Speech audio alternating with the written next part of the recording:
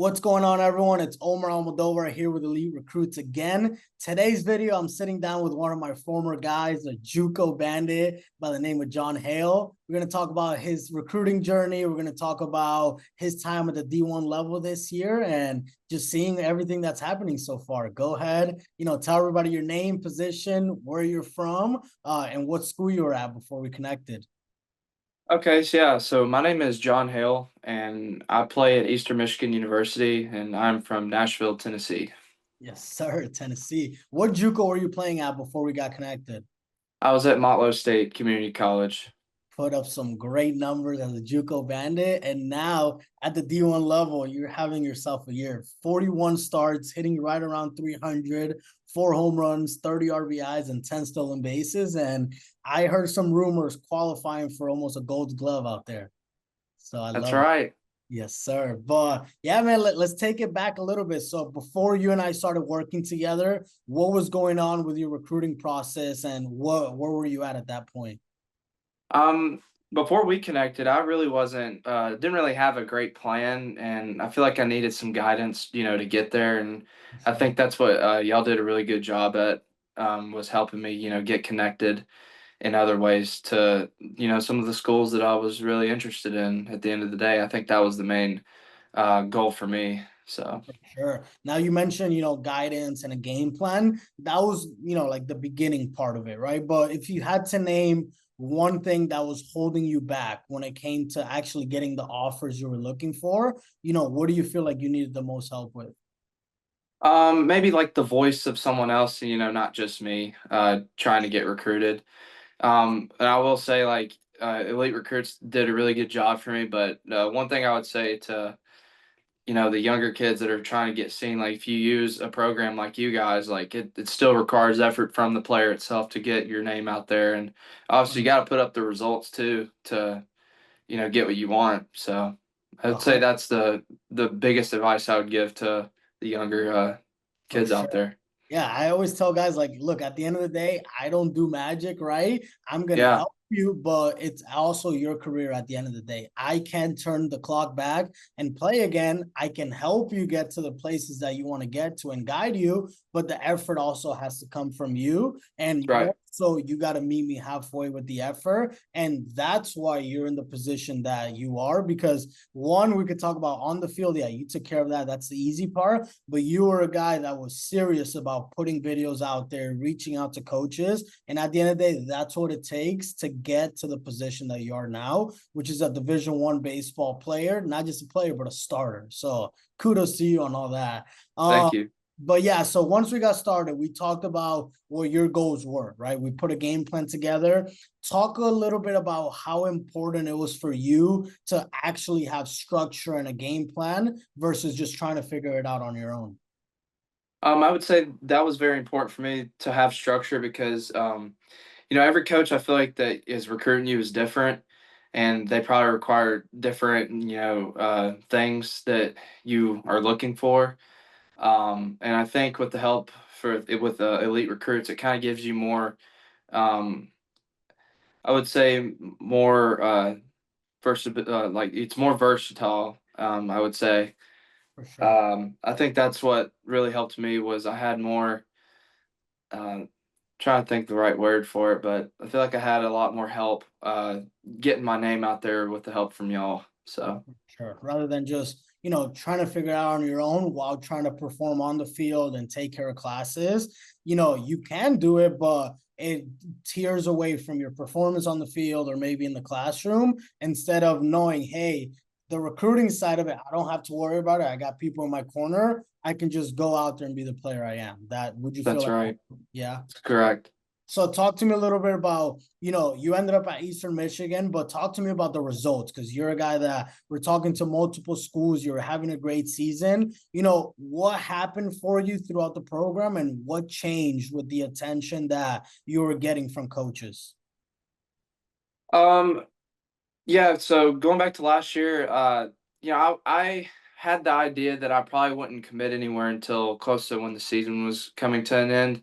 Mhm. And, the main thing for me obviously was to stay persistent and reaching out to coaches, but I would say you had to get the results, to in order to get what I wanted. I had to uh, play the best of my ability. I think that's the most important thing people get lost with is, they expect to get recruited no matter how they do, but no, that's not how it works. I mean, like you got to go out there and put out a good results on the Exactly. field. So Exactly. And that you did. You had a game plan. I remember, I want to wait till the end of the season. I want to stick it out. I want to help my team win first. And because you did that, everything else almost took care of itself. So 100%. that's Uh, right. Let me ask you this. So a lot of players watching this, they might wonder what it's like actually being inside of the program. How would you describe, the support, the communication, and your honest overall experience? Yeah, so at Eastern, it's very organized. I mean, everything that we do has a plan to it. That's what I've really liked about it the most. Mhm, And they hold everyone to the same accountability, just from what I've seen for the first year being here. I mhm, mean, it's nothing's given. Like you have to earn everything. And I would say like anyone that's trying to get recruited, they don't even have to be at the Division 1 level. Just get recruited to play college baseball. I mean, like it's a job. Like you gotta show up every day and be ready to get to work. Because like if you get caught slacking, I mean the game knows like the game's gonna catch up to you at some point. Like you always have to be like eager to just learn new ways to, just keep pushing yourself, especially through a season. Because I mean it's a long season, and right. that's talking about the fall as well. So. Yeah, for sure. And if you, like you said, if you mess up, I can guarantee you, as much as they are your brothers, or somebody there right there ready to take your spot. So you got to make sure you do every little thing right. Now, Right. talk a little bit about, so while we were working together, what do you feel like were the most helpful parts for you, and like what did you enjoy the most about our time? I really enjoyed just how we always kept in touch about how the season was going and different schools that are potentially interested in me. I would Mhm. say that was my favorite part about it was y'all were always in contact with me throughout For the whole process.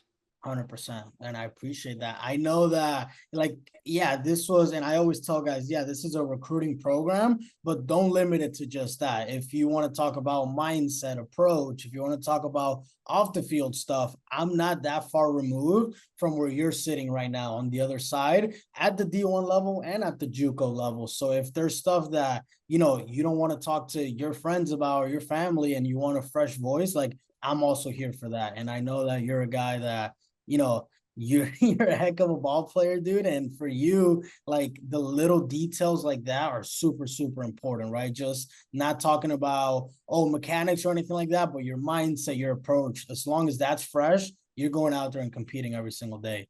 Exactly. That's another one of my favorite things about you and just elite recruits in general was you said it. I mean, you weren't that far removed from the game, so like you know how the game is now than what it used to be. You know what I mean? For And sure. I think that was very helpful too. Is like you had an idea of things that probably other people have in mind that are that work with you. So 100%. Yeah. Like I was sitting in the locker room just like you and feeling banged up at this point of the season, just like you. So I understand that. I want to ask you this, and this is important, right? For guys watching out there and speak honestly, right? Like you said earlier, yeah, I'm here to help you, but it also requires work on your end, right? Who would you say that this program is for, and who would you also say it's not for? What type of players? I feel like it requires a lot of communication. I would say that's the number one thing. Like you gotta stay in touch, just see like what they've heard from coaches at schools that you're interested in, and it's important, just to keep them updated on how the season's going as well. 100%. So let me ask you this: for you, at first, when we first got connected, were you unsure about, working with somebody online you had never met before or paying for recruiting help? And what changed your mind? Yeah, and I've always heard rumors about recruiting platforms of just being money grabbers, and that was probably my first worry. Was paying money, was it really going to benefit me? And Mhm. obviously, I took a chance, and I'm really glad I did because y'all were very helpful in the recruiting process for me all year that we were in communication. I mean, like it never really felt questioned about it at all. So. 100%. Yeah. So let me ask you this: if somebody's watching this right now and they're still on the fence about working with me and they're unsure about it, what would you tell them?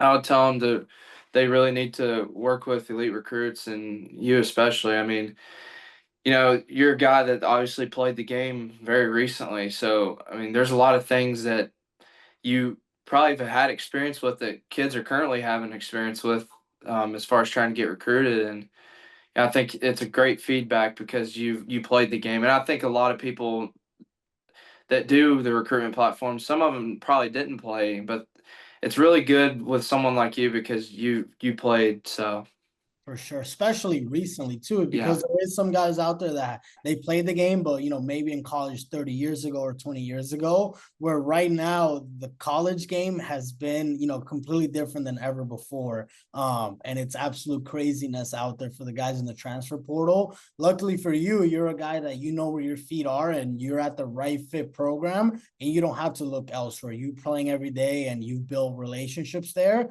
and that's what it's all about. Those are guys that right. will be at your wedding one day, that everything. So I think you're in a really, really good spot. I guess now that you're on the other side of it, what one piece of advice would you give to guys going through the recruiting process right now that are struggling with it? Spill the knowledge out there.